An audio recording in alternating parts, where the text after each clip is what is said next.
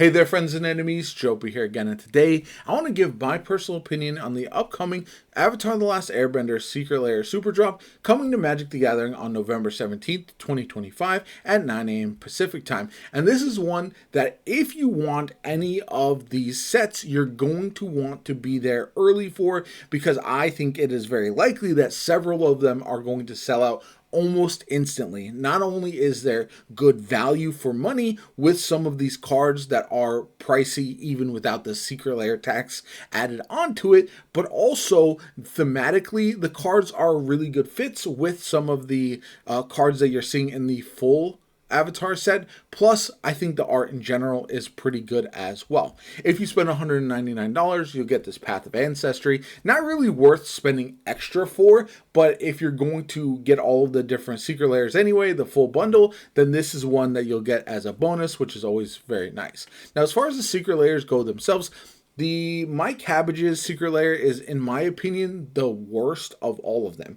It's kind of a meme joke with Cabbage Man here, and I just don't care for it. I just don't think, not only is there very little monetary value, if that's what you care about, there's also just not a lot of great crossover fits. Like, it's not a standard theme with all of these cards, and so because of it, I just don't think this is one that is going to be all that sought after. Of all of them that are dropping, I think this is the one that is going to be available the longest. Maybe it'll still sell out. Maybe people still enjoy the meme, but I think in general, this is the weakest of them. And I just don't care for the art either of this one. Like, it's well done, but it's just not for me personally. And there's none of these cards that I need in one of my Avatar decks that I'm already theorizing about. So because of that, I think this is by far the weakest and the one that most people are likely to pass over. But again, I'm sure there's some people that will seek out some of these cards. Then we move on to what might be the most sought after of all of the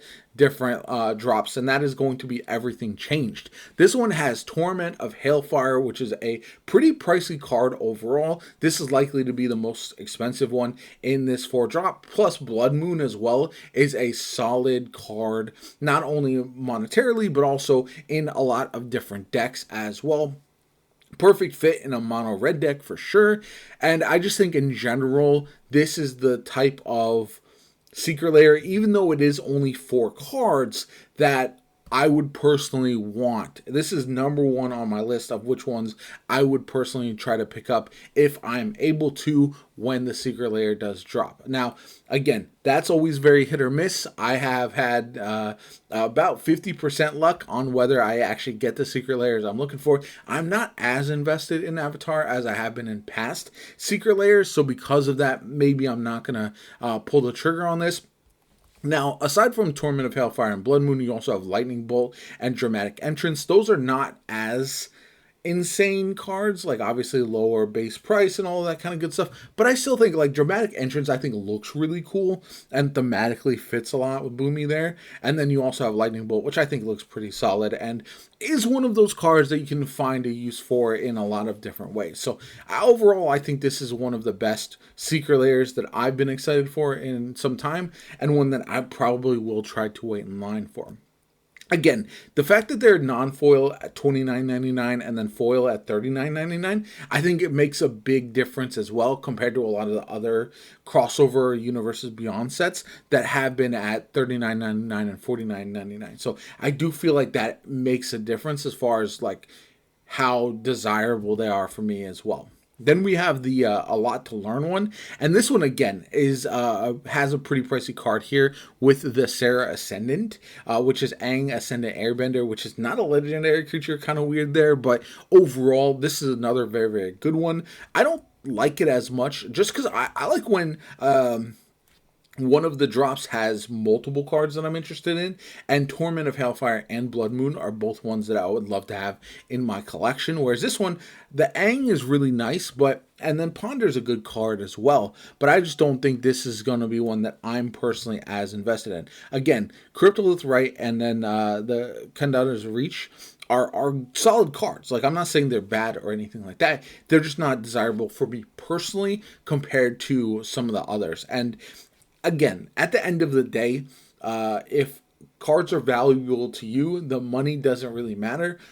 But also, if you don't care about the art and you can pick it up cheaper elsewhere, then it's not really worth picking up the full Secret Lair. And that's one thing to keep in mind, as always, is you always want to make sure that you're not letting the hype get to you that you absolutely need this thing, when oftentimes that is not the case. So if you enjoy this, if you're looking to use Serra Ascendant in one of your decks, then you can have Aang there and it will be a good fit. But overall, I think this is a pretty solid one, maybe second or third in the ones that I would lean towards. I think if I end up getting two, this might be the second one.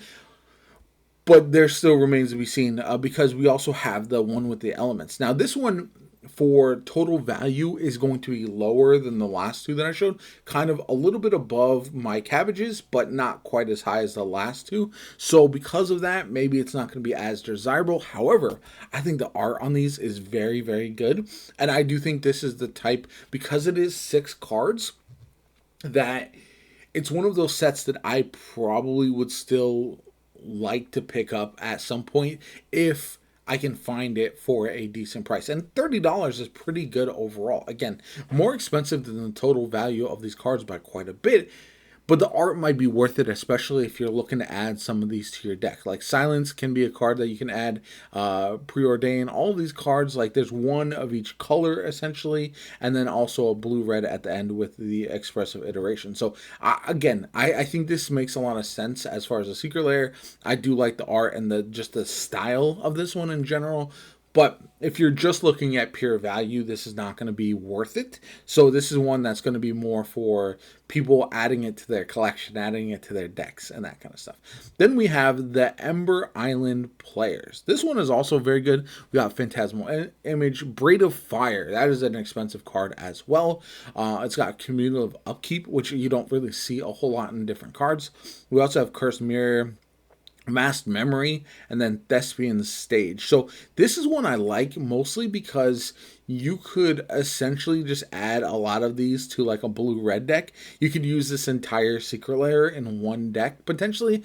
Thematically, I don't know if it fits as well, but because you have essentially add mana, and then a land down here, that all could very well be viable together. And I think that's very interesting because this would probably, I think I'm going to say this would, if I'm going to rank them, I'm going to go with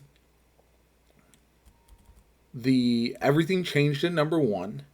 Then I'm going to come down here to the Ember Island Players, A Lot to Learn. Then I would probably go one with the Elements, even though I like the look of it. I just think because it's so spread out and I'm not going to use the cards together, it's less desirable. And then my Cabbages at last. That's my personal ranking of all these. But again, I think this is a good combination of cards. And overall, Braid of Fire is a type of card that I don't have in my collection and wouldn't be nice to add because of just in general being a very, very useful card. So all that said, I do think this is a good Secret Lair drop. If you're going to have these Secret Lairs coincide with a Universes Beyond set or any set in general, this is kind of what you want.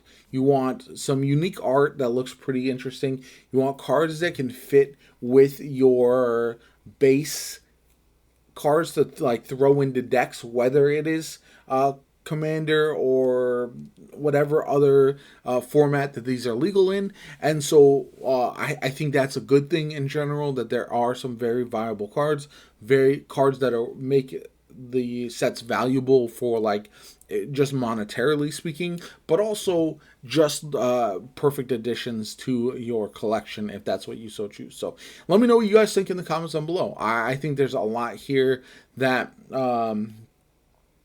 is interesting enough to pick up, but if you're not interested in the Avatar set in general, then it's likely not going to be for you. And also, if you're not really willing to wait in the line and fight the traffic essentially online in order to get the Secret Lairs, then it might not be worth it for you either. For me, again, I'm not going to stress if I pick some up when it comes to next Monday or the Monday the 17th, then so be it. If not, oh well, no big deal. Moving on. I also was able to secure one of the Commander bundles that they dropped, and so I'll go over that one in detail when I do get that. I like to open them and like go over everything that's in it instead of like talking about it too much beforehand. But I did want to mention that as I was able to get it fairly cheap, like under MSRP on Amazon, which is kind of insane. So anyway, let me know what you guys think in the comments down below. Like the video as always, comment, subscribe. Have a good one, and I'll catch you all later.